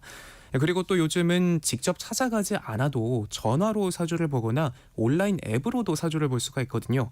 이런 사주풀이 앱 인기도 상당한데 최근 상위 6개 운세 앱의 1030 세대 이용자 수는 770만 명을 넘겼다고 합니다. 3년 전과 비교하면 100만 명 가까이 늘어난 수치인데요. 그런가 하면 단순히 사주를 보러 다니는 것에 그치지 않고 직접 배우고 공부하는 사람들까지 있다고 합니다. 네. 취업이든 결혼이든 잘 풀리지 않는 상황이 반복되다 보니까 이렇게라도 마음을 달래보려 한다는 게 한편으로는 참 마음이 짠하기도 하고요. 전문가들도 이 점을 본다는 게 소모적이고 과학적이지 않다는 인식은 있지만 심리적으로는 자기 충족적 예언을 통해서 더 열심히 하려고 하는 방향성을 제시하는 효과가 있어서 오히려 긍정적으로도 볼 수 있다 말하기도 합니다. 네, 하프타임 뉴스 임선우 뉴스캐스터와 함께했습니다. 고맙습니다. 맞습니다. 내일 점심 메뉴 추천. 귀로 듣는 푸짐한 지식 한 상 어떠세요?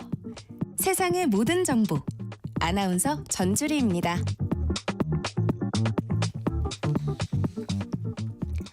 허리띠를 졸라매도 벅찬 고물가 시대, 여러분 주머니 사정에 꼭 맞는 맞춤형 재테크 솔루션을 처방해드립니다. 짠테크 SS 돈 되는 라디오 한국경제교육원 서영로 원장님과 함께하겠습니다. 어서 오세요. 안녕하세요. 네, 오늘은 어떤 얘기 해볼까요? 그 벤자민 프랭클린의 명언이 하나 있죠. 세상에 확실하다고 말할 수 있는 건 없다. 죽음과 세금 빼고는 이라는 말인데요. 우리가 은퇴라는 걸 생각할 때 가장 먼저 드는 생각이 끝이라는 단어잖아요. 물론 요즘에는 좀 더 성숙한 은퇴에 대한 고찰로 제2의 인생 내지는 새로운 출발이라는 인식도 생겨나곤 있지만 은퇴라고 하면 끝이 났다 이런 인식이 많기도 한데 일단 소득 단절이 제일 클 텐데요. 네. 이렇게 소득은 없지만 은퇴 이후에도 계속 나가는 지출들이 있죠. 그중 하나가 바로 세금일 텐데요. 은퇴 이후엔 소득원이 사라지거나 줄어들기에 세금을 최소화할 수 있는 다양한 절세 전략을 은퇴 전에 미리 마련해 둬야 합니다. 네, 오늘 짠테크 SOS 돈 되는 라디오 은퇴를 준비하는 과정에서 꼭 알아야 하는 세금과 관련된 얘기들 나눠볼 예정입니다. 방송 들으면서 궁금한 점 있으시면 문자로 많이 참여해 주세요. 서영로 원장님이 도움을 드리겠습니다. 참여하실 번호는 샵 9730번이고요. 짧은 문자 50원, 긴 문자는 100원의 정보 이용료 있습니다. 콩 게시판 KBS 1라디오 유튜브 채널을 통해서는 무료로 참여하실 수 있으니까요. 많은 참여 부탁드립니다. 일단 소득에 따라서 과세 방식도 다양하죠. 네, 그 이배기근 사연이라고 해서 예전에 제가 시험 칠 때 외웠던 방법이 네. 이해의 기근이 드는 사연이 있다 이렇게 외웠는데 이자소득, 배당소득, 사업소득, 기타소득, 근로소득, 연금소득 등의 소득을 합산해서 종합소득세를 과세하는데요. 연금소득 같은 경우에는 연간 소득이 1,500만 원 이하인 경우에는 3.3에서 5.5%로 분리과세합니다. 원래는 분리과세 기준이 연 1,200만 원이어서 거기에 맞춰 준비한 분들도 계실 텐데요. 올해부터 연 1,500만 원으로 조금 상향이 되었습니다. 이 분리과세 제도를 잘 이용하면 절세할 수 있기에 은퇴 생활을 보다 안정적으로 누리기 위해서는 계획을 미리 세워야 할 텐데요. 퇴직금 얘기부터 먼저 해보겠습니다. 퇴직금을 한 번에 받으면 퇴직소득세를 내야 하는데요. 퇴직금이 클수록 세금 부담도 함께 늘어납니다. 대신에 퇴직금을 분할로 수령하면 세부담을 줄일 수 있는데요. 예컨대 퇴직금이 1억 원이라고 가정했을 때 퇴직소득세가 1,000만 원이라면 연금으로 10년간 1,000만 원씩 수령하면 연금소득세로 매년 70만 원을 납부하게 되는데요. 총 세금으로 납부하는 금액은 그러면 700만 원으로 절세 효과를 볼 수 있겠죠. 또한 퇴직금을 연금으로 수령할 경우에는 다른 소득과 합산되어서 종합과세가 되지 않습니다. 종합과세는 세율이 높은 편인데 이걸 피할 수 있는 거죠. 그러니까 퇴직금을 퇴직연금으로 받으면 좀 세 부담이 덜하다는 말씀이신 네. 거잖아요. 그럼 국민연금과 개인연금이 있는 경우에 여기서 또 세금이 부과되는 거 아니에요? 네, 맞습니다. 이게 제일 중요한 부분 중에 하나인데요. 연금소득은 은퇴 이후 가장 중요한 금융소득원이죠. 그렇기에 연금소득에 대한 세금 부과 방식을 먼저 숙지하고 이에 대한 대책을 세워야 하는데요. 가장 먼저 제일 궁금한 국민연금부터 얘기를 해보겠습니다. 일단 국민연금도 과세 대상 소득으로 연간 소득에 따라 세율이 결정됩니다. 개인연금의 가장 큰 두 산맥인 즉 세액공제가 되는 연금저축 상품은 연말정산 혜택이 있는 대신에 노후에 연금 수령 시 과세가 되는데요. 수령 방식에 따라 세금 부과 방식이 달라지기에 본인의 다른 연금 소득의 수령 시기와 잘 비교해서 일시금으로 받을 경우와 분할로 받을 경우를 비교해서 계획을 세워야 합니다. 그리고 이자 소득에 따른 전액 비과세가 되는 생명보험사의 비과세 연금보험도 다른 연금 소득과의 합산 소득 등을 고려해서 언제 수령하는 것이 가장 좋을지 설계를 해둬야 되고요. 이렇게 큰 테두리의 연금 소득에 대한 과세를 생각하고 나서 좀 더 디테일하게 조건 등을 살펴봐야 되겠죠. 조금 전에 말씀해 주셨던 비과세 개인 연금은 어떤 거예요? 일반 소득세율이 15.4%인데요. 개인연금 상품 중에 생명보험사의 연금보험이라는 상품은 월 150만 원, 연 1,800만 원 이내 5년 이상 납입하고 10년 이상 유지를 한 적립식 연금보험 상품은 비과세 조건이 성립됩니다. 그리고 일시납 상품은 1억 원 이하 10년 이상 유지 시 비과세 조건이 성립되고 이런 연금보험은 종신연금으로 수령 시 금액 한도 없이 비과세 조건이 성립됩니다. 그러면 비과세 개인 연금을 뺀 나머지 뭐 개인 연금들도 있잖아요. 네. 그러니까 이거는 연 1,500만 원 이상 인출 시 분리과세가 안 되니까 좀 잘 분배를 해야 된다는 말씀이신 네, 거죠? 맞는 말씀입니다. 공적연금을 포함해서 연 1,500만 원 이상 인출 시 연금 소득세가 아닌 종합소득세 과세 대상이 되는데요. 그래서 국민연금 수령 시기와 적절한 배분이 필요한데요. 그러려면 위에서도 잠깐 언급했지만 국민연금의 세금 부과 사항을 잘 이해해야지 사특연금과의 적절한 배분이 가능합니다. 네. 그래서 공적인 국민연금이 성격에 따라서 세금 부과 방식이 달라서 잘 따져봐야 하는데요. 국민연금 중 노령연금은 과세하지만 유족연금과 장애연금은 과세하지 않고요. 노령연금 수령액 이외에 다른 소득이 없는 경우에는 우리가 뭐 세금 떼고 받잖아요. 그래서 원천 징수를 하기 때문에 5월에 종합소득세 신고를 할 필요는 없습니다. 근데 좀 더 자세히 이야기를 하자면 우리가 일반적으로 흔히 말하는 국민연금은 노령연금에 속하게 되는데요. 네. 이 노령연금이 2002년 이전에 납부한 국민연금은 소득공제를 받지 않았기 때문에 과세 대상에서 제외되고요. 그리고 2002년 1월 이후 납입한 국민연금은 소득공제를 받았기 때문에 대신에 연금을 수령할 때 소득세가 부과되는 겁니다. 단지 유족연금과 장애인연금은 정책적인 배려로 과세 대상에서 제외하는 겁니다. 이런 노령연금은 노령연금 외에 다른 수입이 없을 경우에는 공단에서 원청 징수를 먼저 하고 연말정산을 진행하기에 별도로 종합소득세 신고를 할 필요가 없습니다. 하지만 이자나 배당, 근로사업 등과 연간 2천만 원을 초과하는 금융소득과 부동산 임대소득 등 다른 소득이 있는 경우에는 연금 소득 구간에 따라서 세금 신고를 해야 하는데요. 참고로 350만 원 이하인 경우에는 전액 연금 소득 공제가 되기에 과세 대상이 아닙니다. 또한 770만 원 이하이면 인적 공제와 표준 세액 공제를 하게 되면 내야 될 세금이 용원이 됩니다. 그래서 과세 대상 연금 소득이 연간 770만 원을 넘지 않으면 납부할 세금은 없습니다. 그리고 대략적으로 예시를 들자면 1,000만 원이면 11만 원, 1,500만 원이면 35만 6천 원, 2천만 원이면 62만 6천 원을 세금으로 납부하게 됩니다. 개인연금 같은 경우에는 연간 1,500만 원 초과 시 종합소득세를 신고해야 하기에 1,500만 원 이하로 맞춰서 연금을 분할 수령하면 됩니다. 신경 써야 될 게 참 많네요. 그러니까 어떤 구간에 딱 걸치면 조금 손해를 볼 수 있으니까 이거를 분할해가지고 좀 잘 유리하게 좀 만들어야 되는 거죠. 네, 맞는 말씀입니다.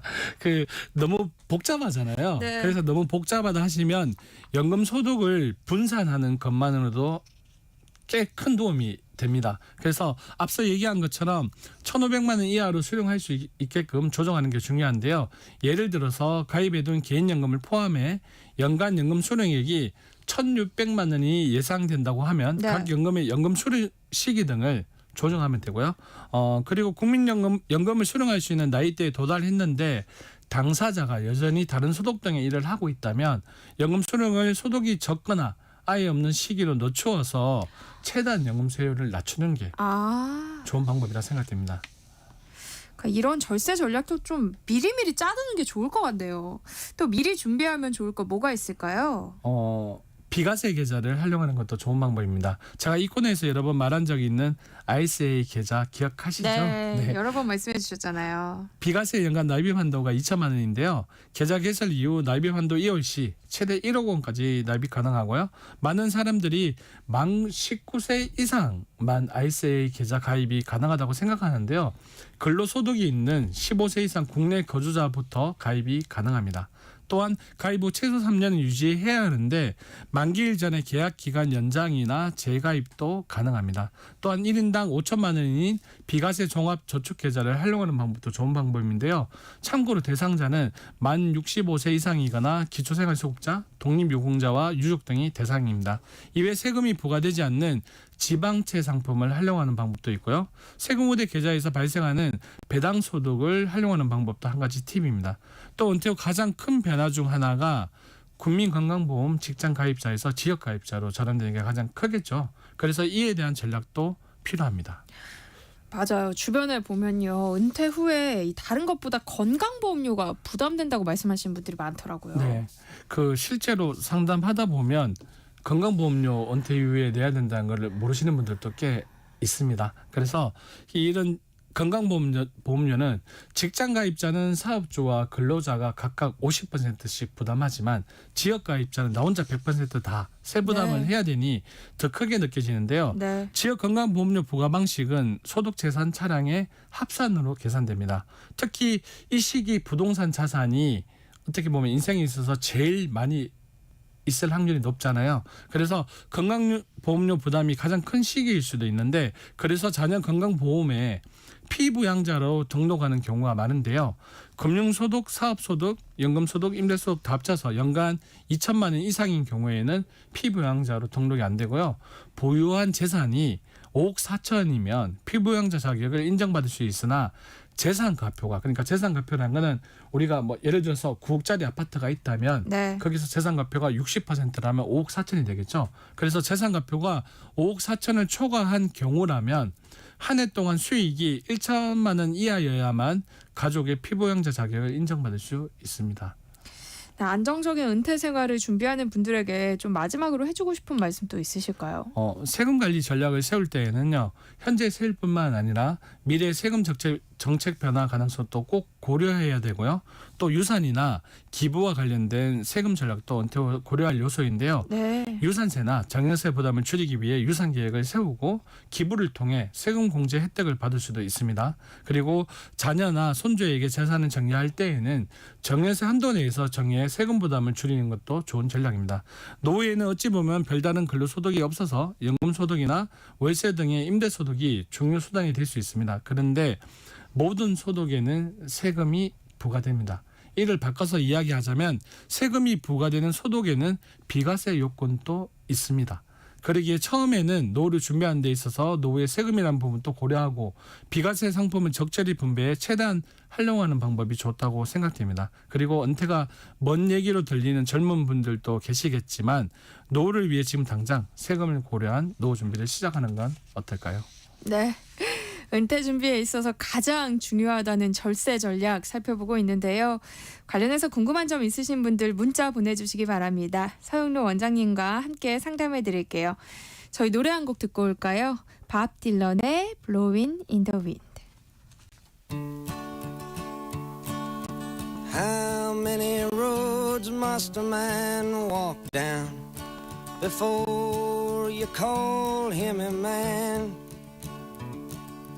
How many seas must the white dove sail before she sleeps in the sand? Yes, and how many times must the cannonballs fly before they're forever banned? The answer, my friend, is blowing in the wind. The answer is blowing in the wind.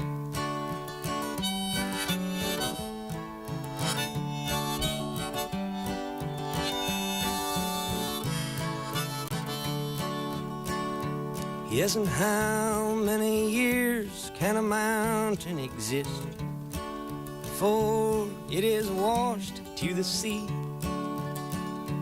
Yes, and how many years can some people exist before they're allowed to be free? Yes, and how many times can a man turn his head and pretend that he just doesn't see? The answer, my friend, is blowing in the wind. The answer is blowing in the wind.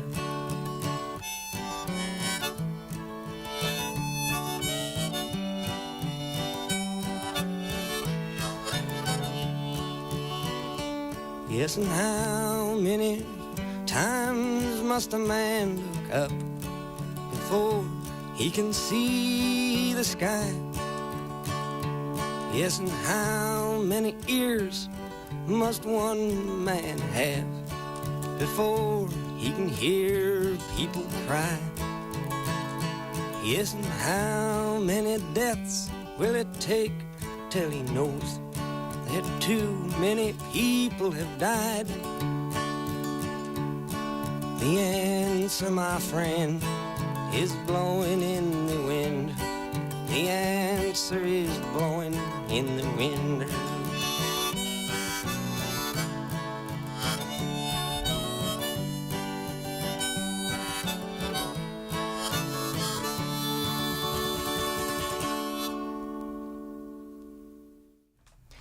네, 노래 나가는 동안 여러분들이 보내주신 문자 함께 살펴보겠습니다. 콩으로 백이명님이요.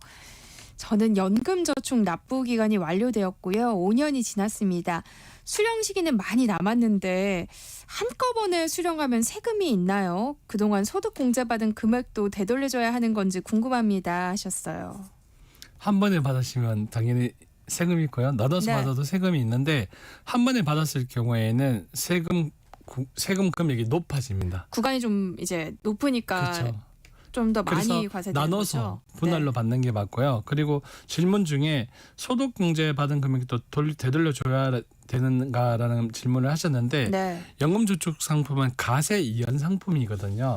그래서 세금을 나중에 내는 거지 아예 안 내는 상품이 아니잖아요. 네. 그래서 되돌려 주는 건 아니지만 연금소득세를 내야 되는데 만약에 좀 빠른 시기 때 연금을 수령하면 5.5%의 연금소득세를 내고요. 뒤로 갈수록 4.4%, 3.3% 이렇게 줄어듭니다.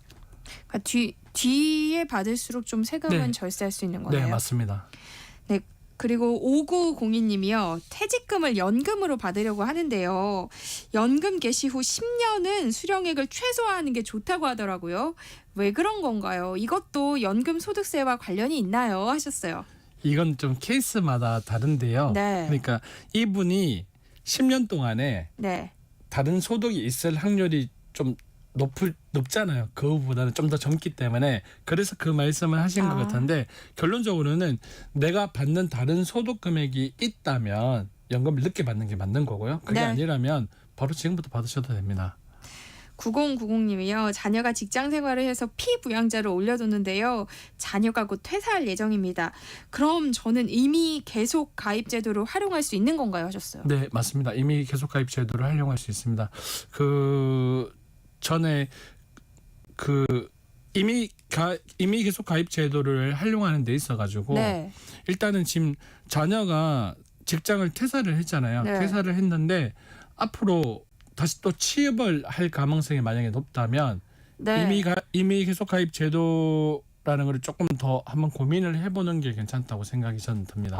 왜요? 왜냐하면 자녀가 직장을 가입을 해가지고 죄송합니다. 네. 자녀가 퇴사를 하고 나서 제 생각으로는 그렇게 길게 쉬지는 않을 것 같아요. 그래서 이미 계속 가입 제도를 활용하기보다는 그때는 계속 직장 가입 제도를 계속 어느 정도의 텀을 두고 나서 직장 가입 제도를 활용하는 게 맞다고 생각이 됩니다. 9060님은요. 2021년 아들 결혼할 때 주택 구입 비용으로 5천만 원을 차용증 없이 아들 통장으로 송금했습니다. 그 후 3년 동안 매월 20만 원씩 주택 대출 이자도 계좌 이체하고 있는데요. 이 또한 증여에 해당되나요? 해당된다면 지금이라도 신고를 하는 게 세금을 좀 덜 내는 걸까요? 하셨어요. 네, 이건 당연히 증여에 해당됩니다. 그러니까 일정 금액을 네. 똑같은 날에 계속 송금을 하고 있는 거잖아요. 그래서 정여이고 그래서 지금 바로 정여세 신고를 하고 나서 네. 합당한 정여 절차를 받는 게 맞다고 생각이 됩니다. 근데 원래 결혼할 때 5천만 원까지는 원래 지금 법이 바뀌어서 네, 지금은 또 더 괜찮습니다. 늘어났잖아요. 네, 그렇지만 지금 주택 구입을 할 때 차용증 없이 지금 송금을 하고 있다는 거잖아요. 그러면 이게 무상 정여 안에서 정여로 보고 있기 때문에 네. 또다시 이분이 다음에 또다시 정여를 할 때 그때는 무상 정여가 안 되잖아요. 그래서 정책 신고를 하고 날짜를 예를 들어서 2021년에 정여를 한번 했다 하면 무상 정여 기간 10년 이후에 또 늘어나잖아요. 네. 그래서 이런 기간적인 혜택을 보는 게 맞다고 생각이 됩니다. 이제라도 좀 신고를 하시는 게 유리하겠네요. 네. 네, 짠테크 SOS 돈 되는 라디오 오늘은 여기까지 하겠습니다. 서영로 한국경제교육원 원장님과 함께했습니다. 고맙습니다. 네, 고맙습니다.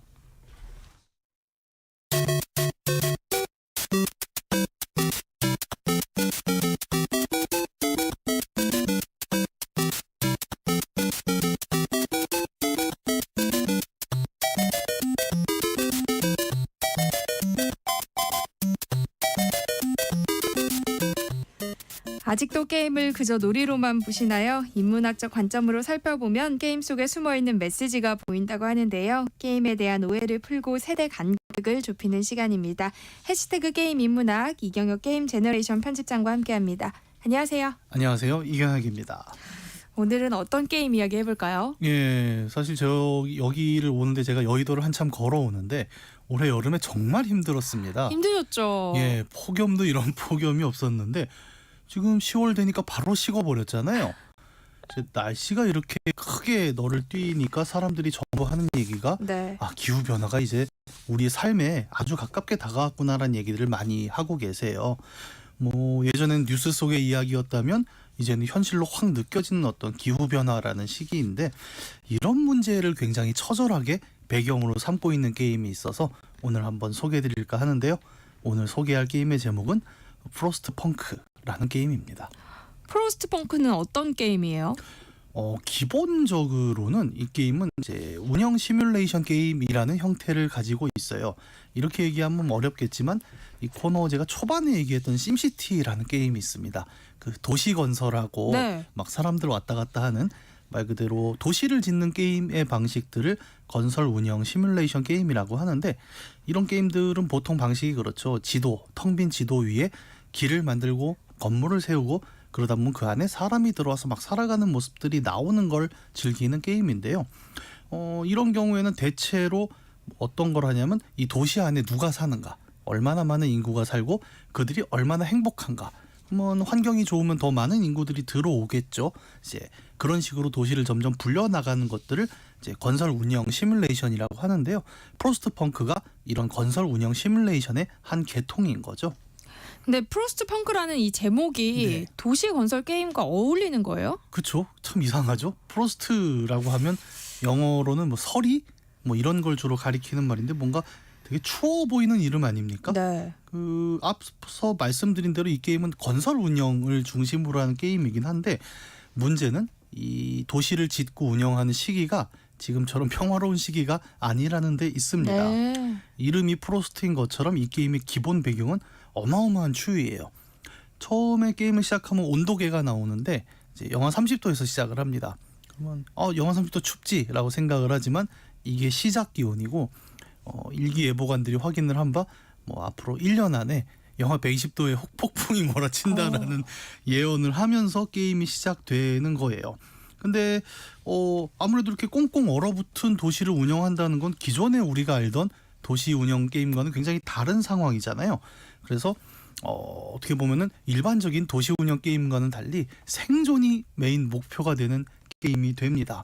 다만 이제 이 생존해야 되는 이 강추위잖아요. 그러면 왜 갑자기 지구에 이렇게 강추위가 몰려왔는가 이런 배경에 대한 이해가 좀 필요하겠죠. 상상만 해도 게임이 너무 어려울 것 같은데요. 예. 아니 이 게임 속에서 이 세계는 왜 어떤 배경 속에서 그런 강추위를 맞게 되는 거예요? 먼저 이 게임의 시대적 배경은 지금 우리가 사는 21세기가 아니고 19세기입니다. 근데 우리가 알고 있는 역사의 19세기는 이렇게 춥지 않았잖아요. 근데 이제 일종의 가상 역사죠. 서기 1887년을 이야기의 시작 시점으로 삼는데 실제 우리 역사에서 이 시점이면 어떤 상황이냐면 이제 산업혁명이 완료가 돼서 유럽을 중심으로 증기기관이라는 이제 기술이 크게 발전을 하죠. 그리고 이 증기기관을 가지고 크게 번성했던 곳이 대영 제국, 영국을 중심으로 한 뭐 소위 말하는 제국주의 이런 시대가 이제 열리는 시점이기도 한데 높은 기술력으로 세계를 지배하던 대영 제국의 기상청 연구관들이 놀라운 사실을 밝혀내는데 조만간 급격한 기온 하강이 있을 것 같다라는 진단을 내리게 됩니다. 이 이유는 게임 속에서 보면 이제 남미에 거대한 운석이 하나 떨어지거든요. 근데 이런 운석이 떨어지면 이제 뭐 대규모의 먼지가 발생을 하면서 햇빛을 가린다는 거죠. 게다가 운석이 떨어지면서 지구 지각을 한번 크게 충돌을 하기 때문에 곳곳에서 화산이 더 터지게 되고, 그럼 화산이 터지면 화산재도 엄청 쏟아지지 않습니까? 이런 것들이 결국 햇빛을 막으면서 좀 소빙하기 정도의 기온 하강이 예상이 된다라고 이야기를 하는 거죠. 그래서 돈도 많고 기술도 좋은 대영 제국은 그러면 북극에다가 탐사 기지를 하나 지어서 기온이 얼마나 떨어지는지를 좀 보고 대비를 하자라는 계획을 세우게 되는데, 미처 확인하지 못한 상태에서 정말 빠르게 이 강추위가 몰아치게 되는 겁니다. 그러다 보니까 영국에 살던 사람들 중에 이제 그나마 추위를 버티고 살아남은 사람들이 전부 이 북극 근방에 세워진 전초기지로 몰려오기 시작을 한 거예요. 거기는 추위 대비가 돼 있대라는 소문 때문에. 그래서 이 사람들이 모두 몰려와서 북극에다가 뉴 런던이라는 도시를 짓고 거기서부터 이 닥쳐온 빙하기를 살아남아 보자라고 하는 것이 프로스트펑크란 게임의 핵심이죠. 아니 그런데 강추위가 몰려온다는 거잖아요. 네. 그럼 왜 적도가 아니라 북극으로 간 거예요? 북극이 더 춥잖아요. 이게 저도 처음에는 왜? 라고 생각을 했는데 게임이 설명하는 게 이런 방식입니다. 실제로 적도도 소용이 없는 게 이미 지구 전체가 식었기 때문에 적도라고 해서 살아남을 수 있는 온도가 아니었다는 게 첫 번째였던 거고요. 두 번째가 저는 좀 설득력이 있었던 게 오히려 북쪽에 있는 사람들은 일상적으로 추위를 겪었기 때문에 대비라는 게 가능했다는 거예요. 우리도 뭐 북유럽이나 시베리아 같은 데서 사람 살지 않습니까? 근데 적도는 아무것도 없는 거죠. 난로도 없는 상황이잖아요. 근데 그런 데를 가서 살 수가 없었다는 겁니다. 그래서 적도로 피난 간 사람들은 다 죽었고 이 세계관 속에서 유일하게 살아남은 것은 북쪽의 그 관측소를 위해서 만들어 놓은 전초기지에서만 생존자가 나오게 되는 거죠. 해시태그 게임 인문학 오늘은요. 기후변화 문제를 처절하게 다룬 게임 프로스트펑크에 대해서 이야기 나눠보고 있습니다. 요즘 날씨를 보면요. 네. 사실 이런 일들이 실제로도 꼭 일어날 것만 같아가지고 네. 게임 설정이 좀 섬뜩하게 느껴지거든요. 네. 이런 강추위를 극복하기 위해서 어떤 장비들이 등장하게 돼요? 이게 설정이 말씀드린 대로 19세기 말이잖아요. 그러면 오늘날 우리가 사용하는 각종 난방장치 기술들은 개발이 되지 않은 상태입니다. 가장 대표적으로 지금의 게이머들이 이 게임을 하면서 느끼는 차이가 우리의 연료 중에 가장 대표적인 건 현재 석유잖아요. 석유가 아직 개발이 되지 않았습니다. 그래서 그나마 사용할 수 있는 연료로 나오는 게 목재와 석탄이죠. 그런데 영하 30도, 40도, 50도가 되면 이제 목재도 사용이 어려워지는 게 나무가 다 얼지 않습니까? 네. 그래서 처음에 목재 몇 개 캐다가 나무가 얼어서 더 못 캐겠는데요 하고 끝나요. 그럼 그때부터 가능한 건 뭐냐면 유일하게 땅속에 묻혀있기 때문에 파낼 수 있는 석탄이 가장 대표적인 연료가 되는 거죠. 또 당시에는 이제 증기기관이라는 게 유일한 동력기관이었잖아요. 지금처럼 뭐 가솔린 엔진이 있는 것도 아니고. 그래서 이 대영 제국이 건설한 북쪽의 전초기지에는 각종 과학 탐사를 위해서 증기기관으로 돌아가는 되게 거대한 로봇 같은 장비들을 막 돌리고 있는 거죠. 이게 엄청나게 크고 또 이 전기를 만들어내기 위해서 생산하는 아주 거대한 보일러가 하나 이제 게임 속에 나타나게 되는데 대충 한 건물 10층 높이 정도로 된 이제 금속으로 된 큰 보일러가 하나 있는 거예요. 네. 그러면 여기에 석탄을 넣어서 물을 끓이고 이걸로 뭐 터빈을 돌려서 전기를 만들기도 하고 이렇게 되는데 어떻습니까? 이 되게 추운 지금 빙하기를 맞았는데 10층짜리 보일러에서 계속 물을 떼면 주변이 뜨끈뜨끈한 거예요. 그러다 보니까 생존자들이 전부 이 보일러 근처에 모여서 판잣집을 짓게 됩니다. 그게 아니면 살아날 수가 없는 상황이잖아요. 그래서 도시 건설 게임이라고 했는데 이 도시는 되게 특이한 모양인 게 거대한 보일러를 중심으로 동그랗게 생겨납니다. 네. 그걸 보면 플레이어들이 정말 우리 난로가에 동그랗게 모이는 사람들 있잖아요. 그 느낌의 추위와 따뜻함을 이해하게 되는 거죠. 근데 보일러 근처에서 추위는 어떻게 녹인다고 해도 그것만으로 빙하기를 버틸 수는 또 없잖아요. 먹을 것도 필요할 거고요. 그렇죠. 처음에는 보일러가 따뜻하니까 여기 모여서 일단 살았다라고 생각을 하게 됩니다만 곧 이렇게 많은 주민들이 몰려왔는데 이 겨울에 뭘 먹고 살지라는 문제를 마주하게 됩니다. 그래서 게임 처음에는 선택지가 뭐가 나오냐면 사냥꾼 오두막을 곳곳에 건설을 해요. 그러면 숲속에 아직 땅굴 파고 숨어있는 뭐 작은 동물들 이런 걸 사냥해서 뭘 먹을 수 있지 않을까라고 파견을 보내는데 문제는 날이 추우니까 이 사람들도 동상에 자꾸 걸립니다. 발가락이 막 얼고. 그렇겠죠. 네. 그리고 동물들도 먹을 게 없으니까 곧 떨어지는 거예요. 이 문제를 어떡하지 하다가 아이디어를 떠올리는 게 그럼 저 보일러가 도니까 주변 땅은 녹잖아. 그러면 거기에 온실을 짓자라고 해서 소위 말하는 농사가 가능한 온실을 지으면서 이제 조금씩 식량 확보를 시작을 하는데 문제는 이제 우리가 온실이 그렇게 많은 생산이 되면 왜 우리는 다 야지에서 농사를 짓겠어요. 온실의 생산량이란 정말 작을 수밖에 없지 않습니까? 근데 계속 피난민이 더 들어옵니다. 그리고 아이도 태어나요. 이러다 보니까 이걸로는 답이 안 나온다라는 생각을 하게 되고 실제로 이 피난처에 모인 사람들도 뭐 식량이 모자라니까 싸우기 시작을 합니다. 그래서 중반부터는 갈등이 굉장히 큰 문제가 되는 거죠. 그러니까 식량을 두고 갈등이 벌어진다고 하니까 게임이 좀 점점 정치 문제 이런 쪽으로 넘어가는 것 같은데요. 그래서 제가 앞부분에 뭐 기후변화 게임이라고 이야기를 했지만 중반부터 이 게임은 정치 시뮬레이션으로 넘어가게 되는데요. 정치라는 걸 뭐 제가 정치 전문가는 아니기 때문에 쉽게 정리할 수는 없겠지만 아마 가장 원초적인 의미의 정치라고 한다면 한정된 자원을 어떻게 모두가 동의할 수 있는 방식으로 재분배하느냐라는 문제일 것입니다. 프로스트 펑크는 이 지점을 정확히 보여줘요. 간신히 기초기지를 세우고 나면 바로 이 생존자 집단이 살아남으려면 우리가 갖고 있는 이 최소한의 자원, 조금의 열과 조금의 식량 이런 걸 가지고 어떻게 정치적으로 재분배해야 이 집단이 살아남는가라는 문제를 마주하게 되는 거죠. 살아남기 위한 정치적 결정. 예를 들면 어떤 것들이 있을까요? 초반에는 좀 간단한 선택지들이 나옵니다. 실제 게임에서 겪을 수 있는 상황 중에 재미있는 게 보일러를 아무래도 사람이 더 모이면 공간이 더 필요하니까 더 세게 돌려서 따뜻한 지역을 늘려야 되잖아요. 그러려면 석탄도 더 캐야 되고 보일러 가동 인력, 정비 인력도 더 들어가야 되지 않습니까? 근데 일할 수 있는 사람의 수는 제한돼 있어요. 예를 들어 100명이 모였다 쳤을 때 아이, 노인 등등을 제외하면 실제로 일할 수 있는 인력은 한 40명밖에 안 되는 거죠.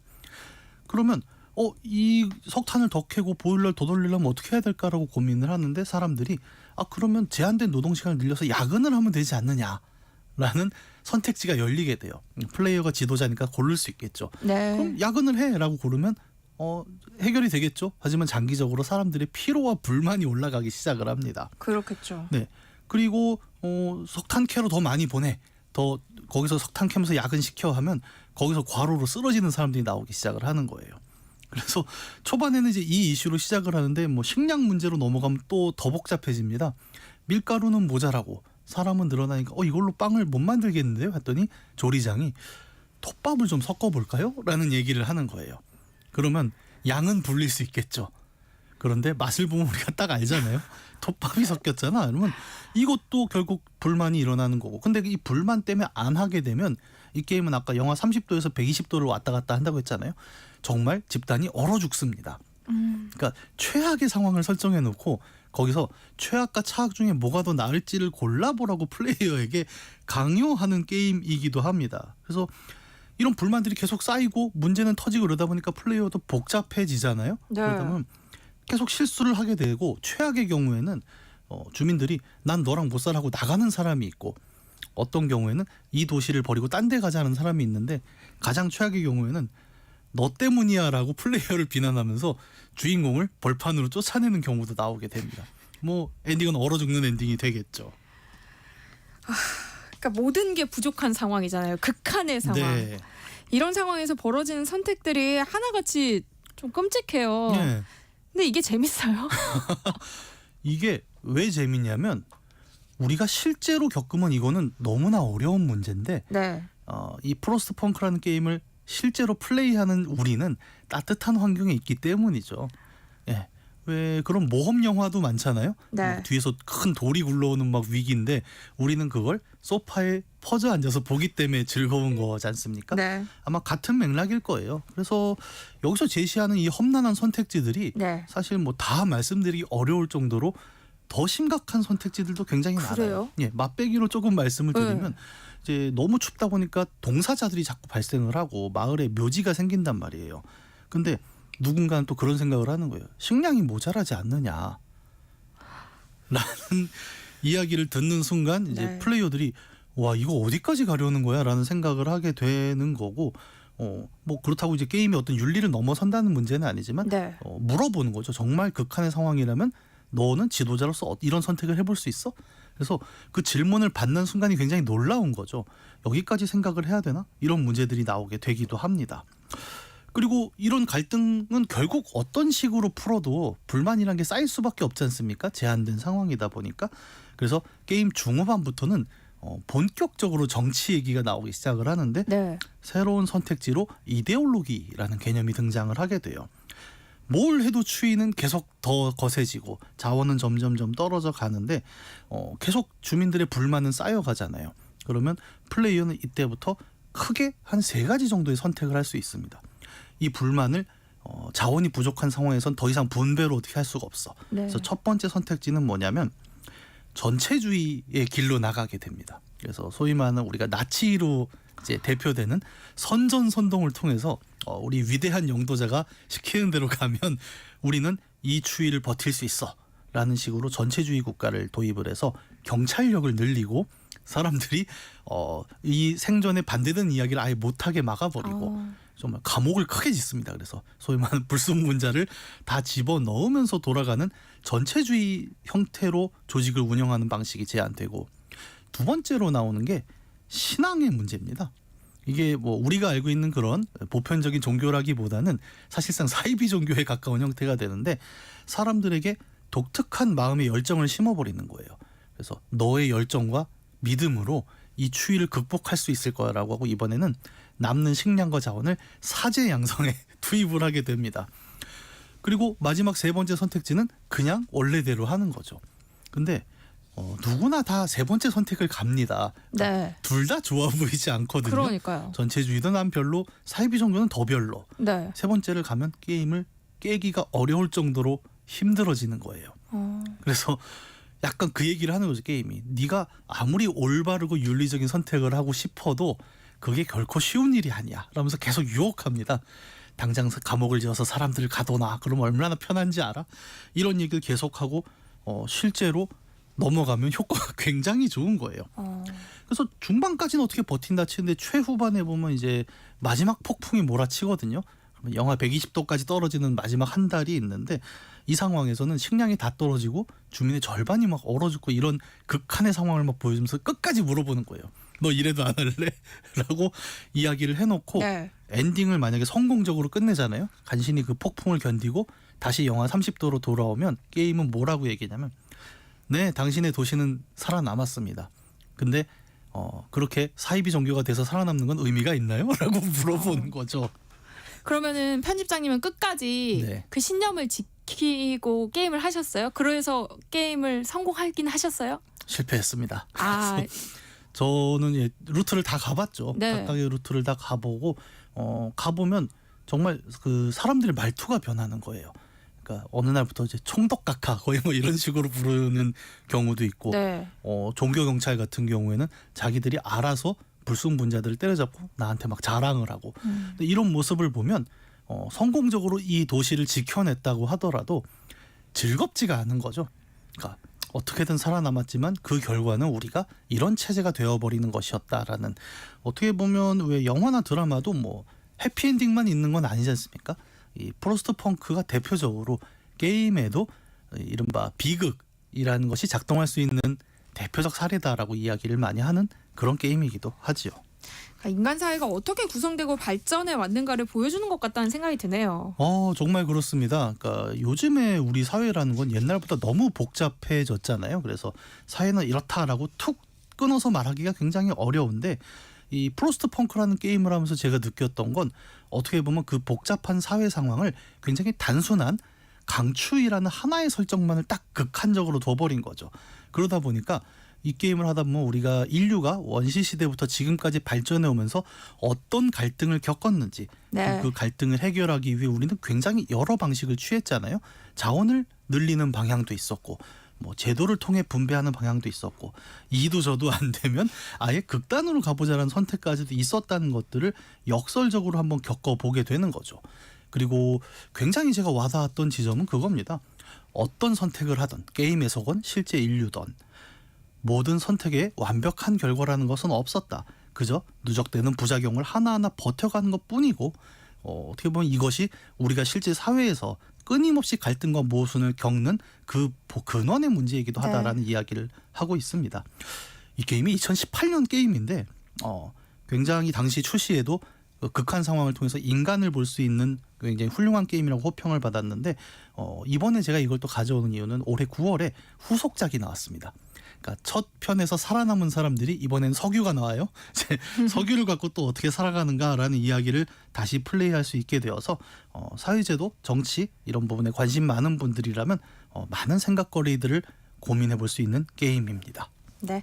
해시태그 게임 인문학 오늘 이야기는 여기서 마무리하겠습니다. 이경혁 게임 제너레이션 편집장님과 함께했습니다. 고맙습니다. 감사합니다. 네, 세상의 모든 정보도 여기서 마무리할게요. 끝으로 그린데이의 Last Night on Earth 함께 들으시고요. 저는 내일 다시 찾아뵙겠습니다. 아나운서 전주리였습니다. 고맙습니다.